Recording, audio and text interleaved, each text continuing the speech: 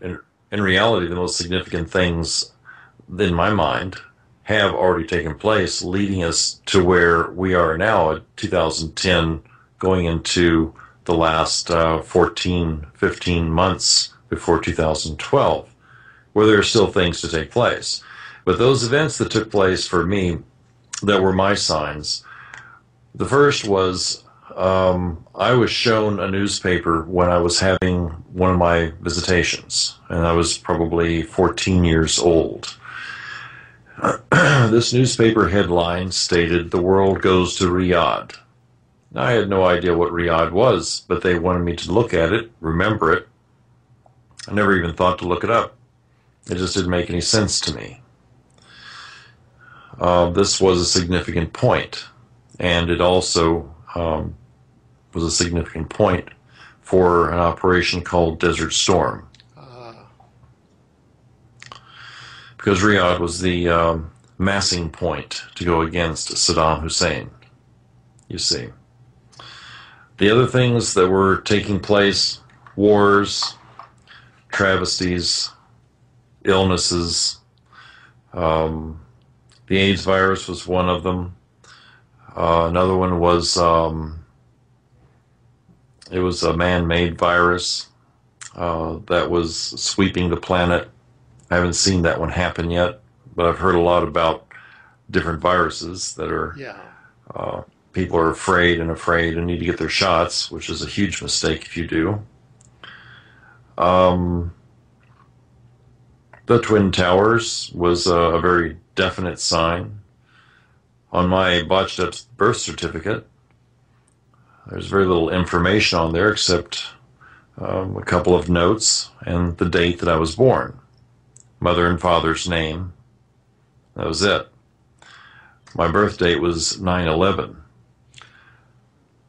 And it just so happened that 9/11 occurred for me on the anniversary when it was one of the 10-year anniversaries that they were supposed to show up and give me the next bit of information I was supposed to receive. They never showed up.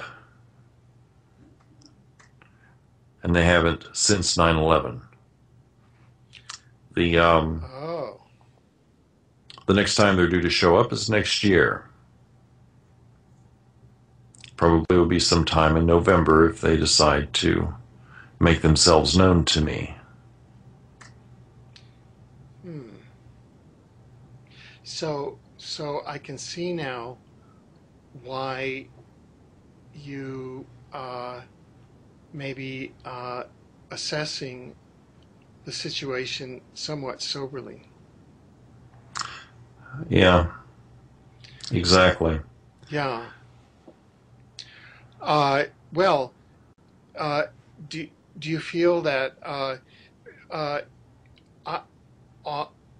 you've said some things that are quite remarkable tonight. One is that if one goes into the positive timeline without bringing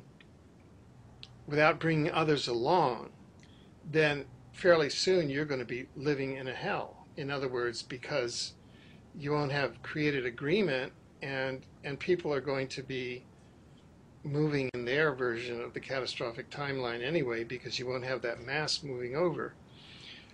Right. So do you think that there are ways to move people into a positive timeline now, given the 9/11, given the BP oil spill, given all these false flags that are, kind of coming in, or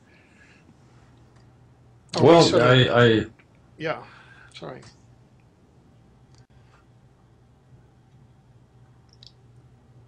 my core belief is that if you're going to bring out the best in others, you need to give them the best of who you are. If you want to bring out the best actions from others, then give them something as a template.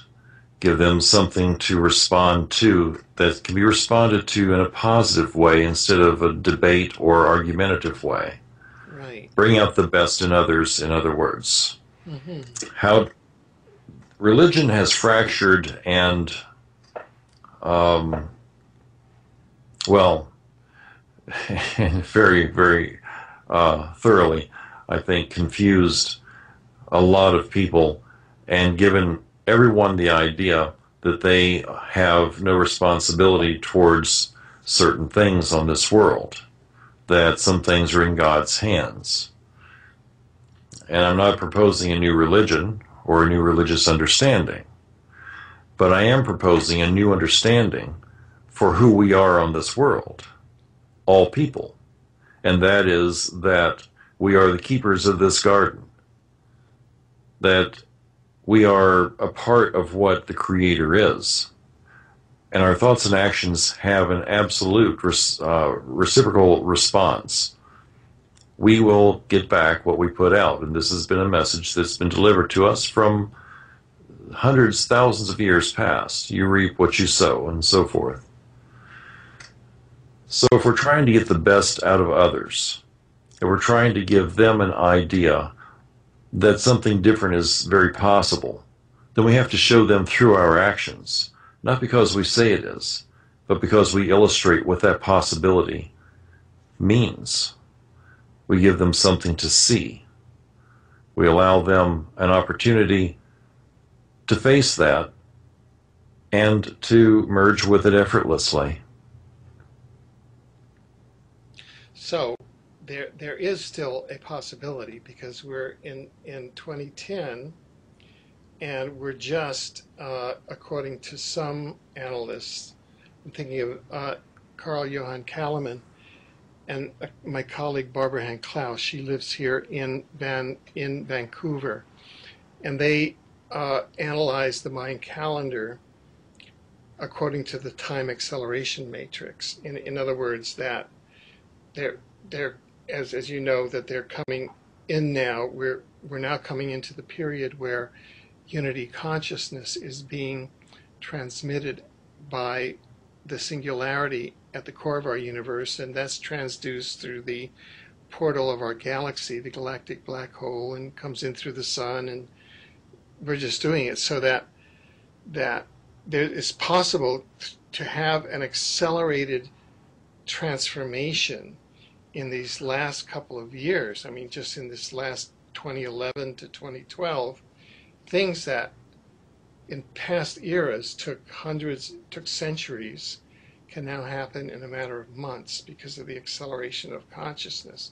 So I'm just throwing out that as a possibility. I mean, it's kind of a Hail Mary, a pass in football, but at least that's the theory behind it, that we're having a quickening of consciousness that at the very last minute will allow humanity to wake up, and and the permanent war economy is just kind of thrown off, and we come into this now. We're operating under tremendous difficulties, what with HARP and all these kind of artifices that keep us down. But I'm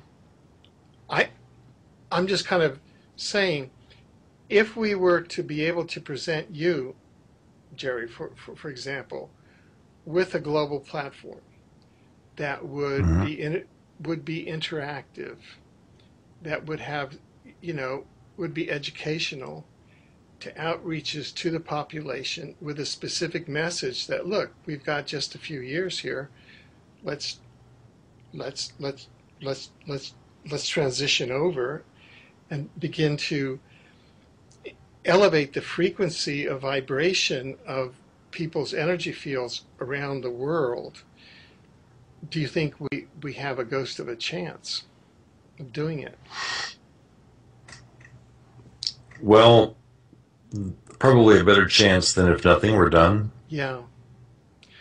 The I'm sorry, go ahead. No, go, please.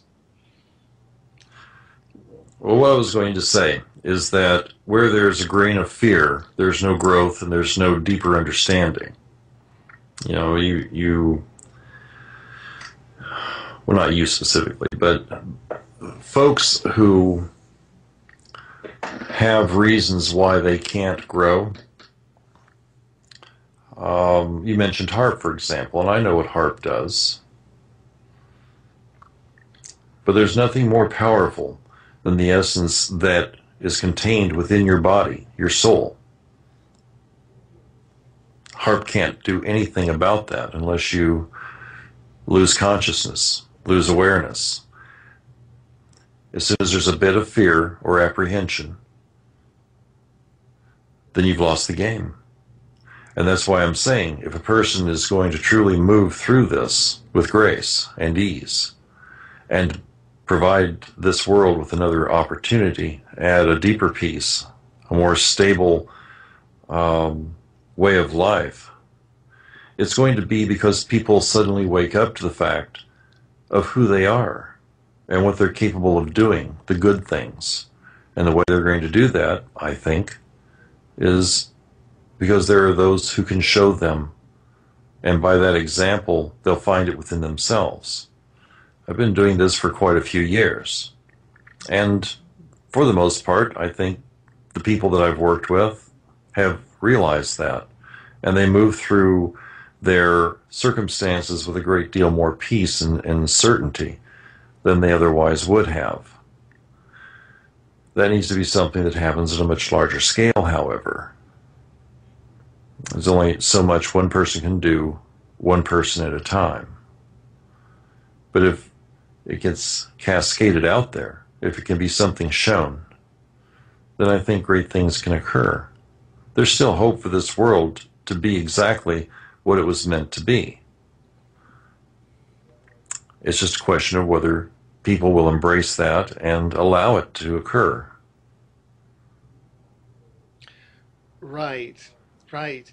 No, I realize the full seriousness of what you're saying because I have encountered others who have said that after 9/11, their extraterrestrial, their off-world contacts also left. And when I first heard that after not 9/11, because I've been involved in that sort of the not 9/11 truth, I became initially I was disappointed and angry at the extraterrestrials for leaving. I said, now's when we need you. And so I've been, trying to understand the perspective of, are they pulling the plug on the planet or what?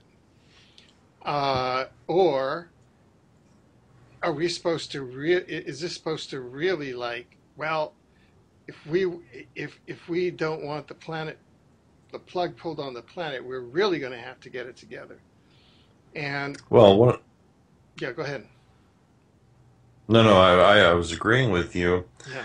One of the things that I hear folks mentioning frequently is that if things really do go bad rapidly, that they're hoping that the extraterrestrials will come down and, for once and for all, fix the situation or take them off this world.